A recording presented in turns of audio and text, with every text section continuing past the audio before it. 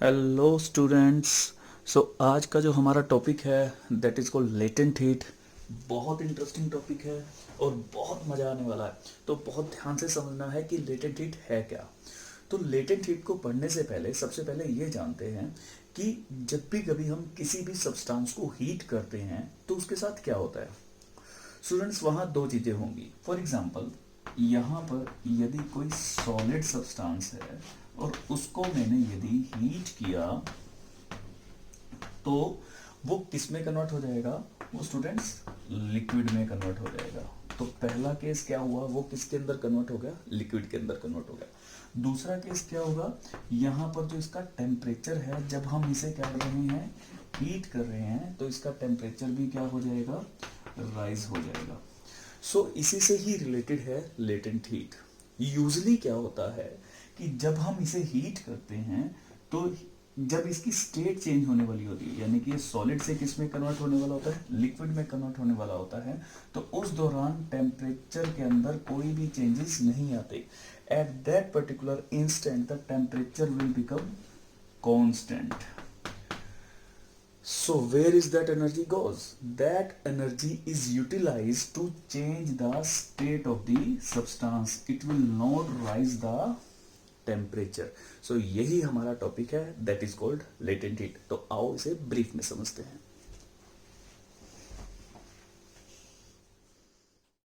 So here is the definition of latent heat, that is called the amount of heat required to change the state of the substance. It is nothing but it is the heat which is required by a solid substance or liquid substance to change the state. उसकी state को change करने के लिए जितनी heat required होती है उस heat को हम क्या बोल देते हैं, लेटेंट हीट। अब इसको एक एग्जांपल से समझते हैं। हमने किसी भी सब्सटेंस को हीट दी, ओके, तो ये हीट दो काम करेगी। पहला, it increase the kinetic energy of the particles. So kinetic energy क्या होती है, काइनेटिक एनर्जी जो होती है that is called the motion. ठीक है, मोशन से यहां मतलब है वाइब्रेशन। होगा क्या, जो पार्टिकल्स होंगे, say for example we supplying the heat to the solid, तो जो सॉलिड के पार्टिकल्स हैं जैसे ही उन्हें हीट मिलेगी दे स्टार्ट वाइब्रेटिंग, उनको वाइब्रेशन होना वो स्टार्ट हो जाएंगे। उस वाइब्रेशन की वजह से वहां पर जो टेम्परेचर है वो क्या होने लगेगा, राइज होने लगेगा। और ये डिटेक्ट कर लिया जाएगा थर्मामीटर द्वारा और हमें पता चल जाएगा कि टेम्परेचर राइज हो रहा है। ठीक है, so this particular portion of heat will do rise in temperature, first case. Second case में बात करते हैं। सेकेंड केस में क्या होगा कि ये पार्टिकल्स के जो फोर्सेस ऑफ अट्रैक्शन है, एफओए मींस फोर्सेस ऑफ अट्रैक्शन है, ये उनको ब्रेक कर देगी, यानी कि वीक कर देगी। वीक करने के कारण क्या होगा, हमें पता है कि सॉलिड में सबसे ज्यादा फोर्सेस ऑफ अट्रैक्शन होते हैं। तो जैसे ही हम उसे हीट सप्लाई करेंगे, हीट सप्लाई करने से जो सॉलिड के फोर्सेस ऑफ अट्रैक्शन है दे आर गेटिंग वीकर। तो वो वीक हो जाएंगे। वीक होने का मतलब है they just starting converting into the liquid. So solid किस में स्टार्ट हो जाएंगे, कन्वर्ट होना लिक्विड में। सो यानी कि this particular portion of the heat will do change in state, change in state. तो हमें इसी पोर्शन की तो बात करनी है। सो यहां पर लेटेंट हीट से हमारा इससे कोई भी कंसर्न नहीं है।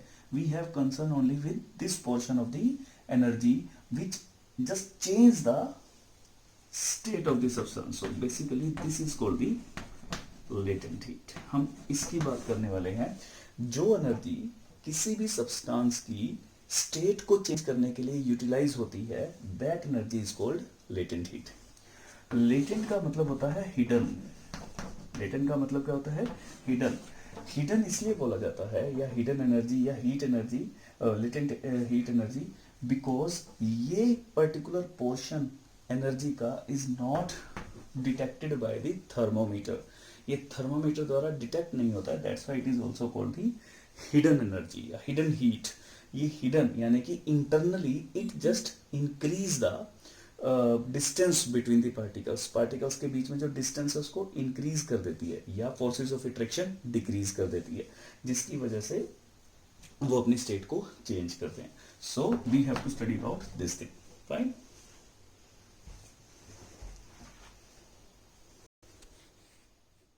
So here is the types of latent heat. Now we will discuss about the types of latent heat.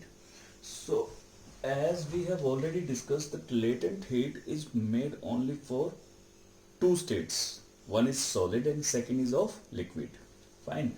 So one is called fusion and second is called vaporization.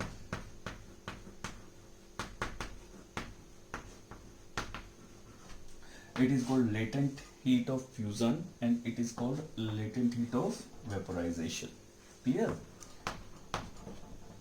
So latent heat of fusion means, as I told you, what fusion means? यानी कि some solid is getting converted into the liquid. So this is the process of fusion only. So one type is latent heat of fusion and other type is latent heat of vaporization. What vaporization means? Liquid is getting converted into the gas.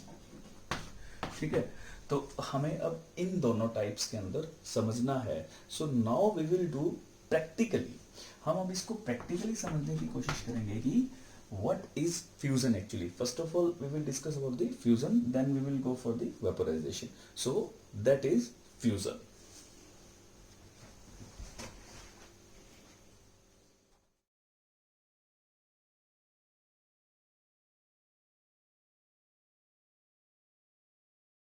As you can see, we heat the ice cubes in the beaker by supplying the heat and the temperature is still rising.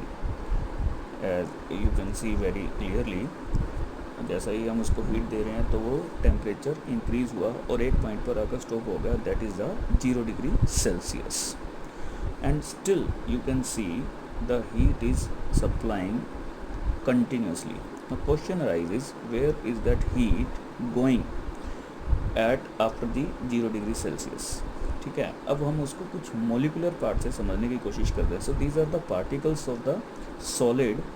जो हमने ice cubes लिए हैं उसके particles हैं और these are the interaction between the particles, that's called the forces of attraction between the two particles.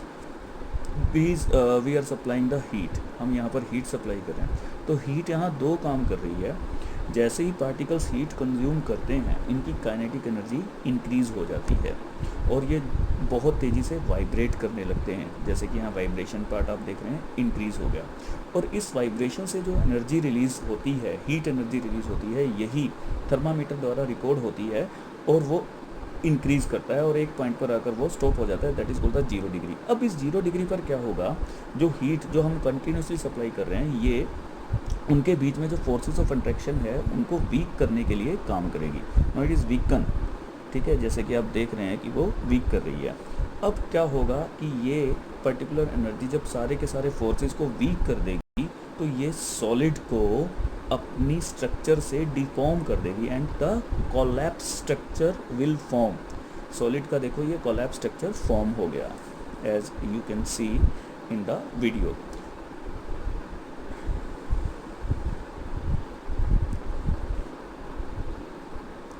और vibration बढ़ रहा है, अब धीरे धीरे वाइब्रेशन बढ़ रहा है.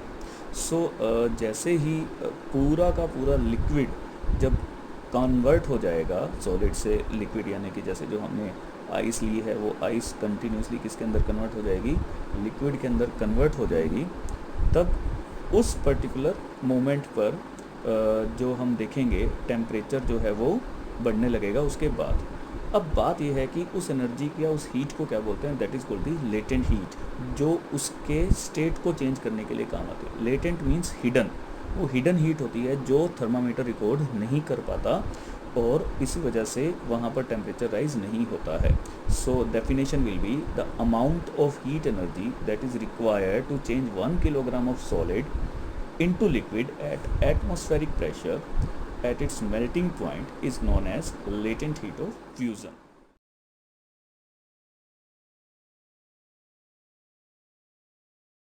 Now here is the second type of latent heat, that is called the latent heat of vaporization. In this particular type we will understand the amount of heat required for converting a liquid substance into gas. So we will discuss it with the help of a practical. So now look at this.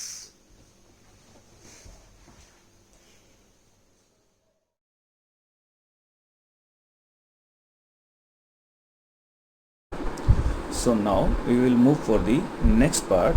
जैसा कि हमने देखा कि हमने जब solid ice को heat supply की तो सभी की सभी जो आइस है वो कन्वर्ट हो गई लिक्विड के अंदर और टेम्परेचर 0 डिग्री सेल्सियस से भी अब बढ़ने लगा. ठीक है, जैसा वीडियो में आप देख रहे हैं. Now it is start again rising.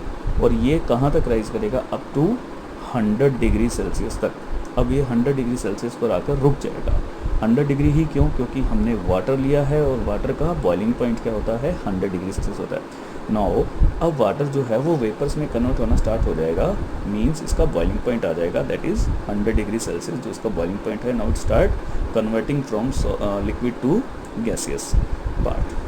Fine, जैसा कि आप देख पा रहे हैं. सेम वे में यदि हम इसको मोलिक्यूल पार्ट पर समझने की कोशिश करें, जैसा कि हमने लास्ट टाइम समझा था, तो उसके अंदर क्या था कि ये डिफॉर्म स्ट्रक्चर है सॉलिड का जो हम कोलैप्स करके इसको लिक्विड में कन्वर्ट किया. तो यहाँ पर these are the intermolecular forces of attraction. और जब हम इसे हीट सप्लाई कर रहे हैं तो फिर से ये वही दो काम करेगा. फर्स्ट, ये increase the kinetic energy of the particles. Kinetic energy जो है वो इंक्रीज़ करेगा. उससे जो हीट प्रोड्यूस होगी उस हीट को वो थर्मामीटर रिकॉर्ड करेगा और वही हमें राइज टेम्परेचर के तौर पे दिखाई दे रहा है, लाइक दिस. अब टेम्परेचर 100 डिग्री सेल्सियस पहुंच चुका है. नाउ अब जो एनर्जी है वो क्या काम करने लगेगी? जो उनके बीच में फोर्सेस ऑफ अट्रैक्शन है, जो एक पार्टिकल दूसरे पार्टिकल से विदहेल्ड है, अब वो उनको ब्रेक करने लगेगी, जिसकी वजह से जो पार्टिकल्स हैं वो अब गैसीय स्टेट में कन्वर्ट होना स्टार्ट हो जाएंगे, क्योंकि ये पार्टिकल्स के बीच में जो अट्रैक्शन है ये ब्रेक होना शुरू हो जाएगा. सी लाइक दिस, जैसा कि पार्टिकल्स अभी कन्वर्ट हुआ. अब इस एनर्जी को क्या बोलेंगे? जो पार्टिकल्स की फोर्सेस ऑफ अट्रैक्शन को वीक करिए, that is called the latent heat of vaporisation. Again latent word use किया गया है, means hidden energy. Why it is called hidden? Because that energy can not be recognised by the thermometer, so that is called hidden. So means यदि मुझे इसकी definition बनानी हो तो can you give the proper definition of it? So we can say that definition part पर हम बात करेंगे कि the amount of energy required to convert a liquid into the gaseous यानी कि vapour phase at atmospheric pressure is called latent heat of vaporisation. Fine.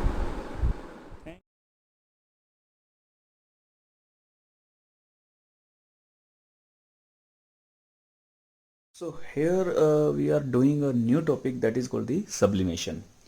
So sublimation is a process in which some solid is converted into the gas directly. Means one of the phase that is called liquid phase will be skipped. तो यहाँ पर क्या होता है कि ये वो process है जिसके अंदर एक सॉलिड सब्सटेंस डायरेक्टली कन्वर्ट हो जाएगा गैसेस सब्सटेंस के अंदर, या गैसेस सब्सटेंस डायरेक्टली कन्वर्ट हो जाएगा किसके अंदर? सॉलिड के अंदर. यहाँ पे लिक्विड फेज आता ही नहीं है.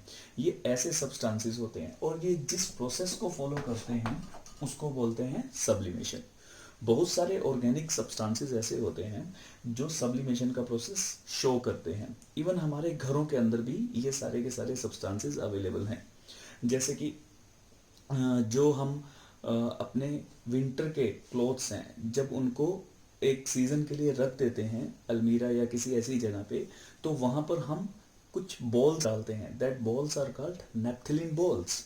यूजली घरों में ये नेप्थलीन बॉल नहीं कहा जाता, फिनाइल की गोलियां लाइक दिस इस शब्दों से बुलाया जाता है. तो वो फिनाइल की गोलियां या नेप्थलीन बॉल्स, वो that naphthalene balls getting just reducing their weight after some time. आप उसको जितना साइज पे डालेंगे, जब हम उस क्लोथ्स को बाहर निकालते हैं तो हम क्या देखते हैं कि उनका साइज रिड्यूस हो जाता है. तो वो साइज कहाँ गया? वो एक्चुअली क्या होता है कि वो कन्वर्ट हो जाती हैं अपने सॉलिड पार्ट से डायरेक्ट एयर यानी कि वेपर फॉर्म में कन्वर्ट हो जाती हैं, यानी कि सॉलिड से किस में कन्वर्ट हो गई, गैसेस फेज में। और यदि यही इसी पार्ट में हम टेम्परेचर को थोड़ा सा रिड्यूस कर दें तो वो जितनी हीट उसके पास गैसेस फेज के अंदर जाने से रिक्वायर्ड हुई है उतनी हीट को रिलीज करके वो फिर से किसमें कन्वर्ट हो जाएगा, सॉलिड के अंदर। So for this we will just see this activity. इस एक्टिविटी को देखिए और समझने की कोशिश करते हैं कि सब्लिमेशन क्या है।